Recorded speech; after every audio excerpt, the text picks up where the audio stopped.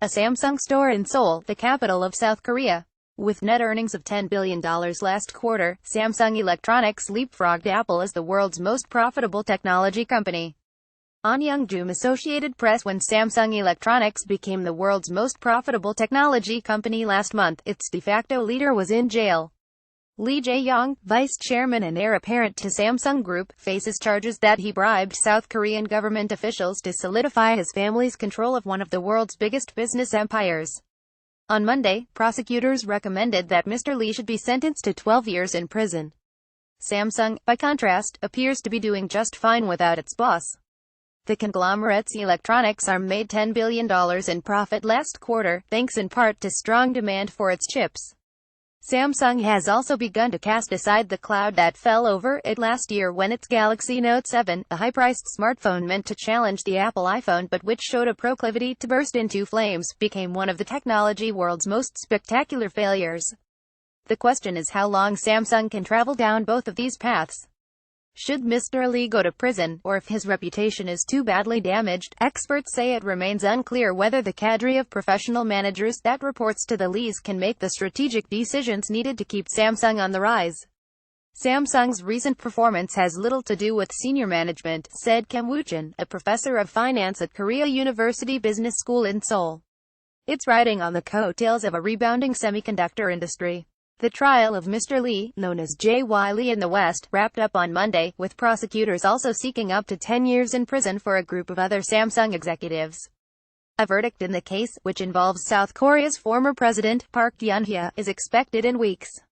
Mr. Lee said that he committed no crime but that as a senior figure at Samsung, he felt responsibility for the scandal. I used to make a pledge to myself that when I am fully in charge of management, I would do things properly, abide by the law and do things right as well as become a businessman respected by society and people, he said Monday. I am filled with many emotions that I stand in court before I could live up to my words. The company has been coping with the legal problems of its controlling family alongside one of the most notorious product safety debacles in recent memory. Samsung Electronics halted production of its fire-prone Galaxy Note 7 smartphones last year, recalling millions of the devices at an estimated cost of $5 billion. Notices at airports banning the phone from flights because of faulty lithium-ion batteries became emblems of a company in crisis. In October, Samsung said recall costs and plunging sales had wiped out 95% of its phone division's profits. None of it seems to have slowed down Samsung in the short term. In terms of crisis management, the company has been learning quite fast, said Yu-King Park, a specialist in corporate governance at APG Asset Management, a Dutch pension fund firm that owns Samsung Electronics shares. Ms. Park credited Samsung Electronics managers for quickly cauterizing the wound left by the Galaxy Note 7. Many Korean companies, she said, would have been more reluctant to acknowledge failure, an approach she characterized as delay and deny, but Samsung scrapped the phone, absorbed the cost and moved on. Consumers seemed to have moved on to the Galaxy S8, the next major product to launch after the Galaxy Note 7, is selling well, helping contribute to Samsung's rebound. Lee Jae-yong, known as J.Y. Lee in the West, in court in Seoul on Monday. Pool photo by On Young-jun. Samsung Electronics is the most valuable part of the sprawling group of Samsung companies, which encompasses businesses as varied as construction and theme parks. Samsung Electronics sales expanded 20% in the quarter that ended in June, driving net profit up almost 90%. The share price also shot up to record highs. In contrast, Apple, the perennial industry leader, earned $8.7 billion in the same period, though analysts expect Apple's profit to be larger than Samsung's for the year. Analysts say Samsung is also reaping rewards from past investments. A decade ago it plowed money into semiconductors and digital displays, crucial components of smartphones and other modern devices, and today it is the world's leading producer of both with revenues to match. Those investments were ordered by Mr. Lee's father, Lee Kun-hee, Samsung's chairman, who is widely credited with building the group into the powerhouse it is today. The elder Mr. Lee has been incapacitated since a heart attack in 2014, leaving Lee Jae-yong as Samsung Electronics' de facto leader. A big question for Samsung's future is whether the Lee family can maintain its hold, and whether that would be good for business. Even if Mr. Lee is not convicted, South Korea's new president, Moon Jae-in, has promised to take steps to weaken dynastic control over the conglomerates, or chaebol, that dominate the Korean economy.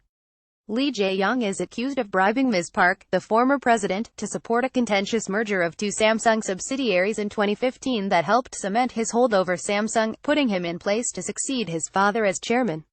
Prosecutors say Mr. Lee and other Samsung executives offered $38 million to Ms. Park and a confidant, Choi Soon-sil. Mr. Lee has maintained his innocence, saying he was a victim of extortion. The court proceedings, which prosecutors have billed as the trial of the century, lasted 4 months and have been obsessively followed by the South Korean news media and public. Some of its 53 sessions finished after midnight. 59 witnesses appeared, including Mr. Lee, other Samsung executives and former cabinet members.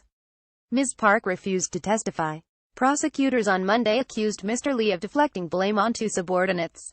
Earlier in the trial, Choi Gi-sung, the former chief of Samsung's Future Strategy Office, testified that he had signed off on donations to foundations controlled by Ms. Choi without informing Mr. Lee. Mr. Kim, the professor, said the trial and surrounding scandal had shown that, at the very least, Mr. Lee was not fit to run Samsung. But he predicted, based on the history of Samsung and other chaebol whose founders have fallen into legal trouble, that Mr. Lee would try to make a comeback regardless. If the shares had fallen, they could have made the argument that Mr. Lee was crucial to Samsung's performance, he said. But this hasn't been the case. Chaebol leaders rarely spend time in prison, despite a history of convictions.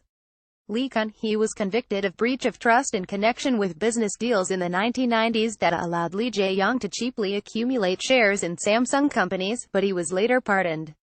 Mr. Kim said that with political and social scrutiny of chaebol stronger now, the younger Mr. Lee could face a tougher road. The entire nation is watching, he said.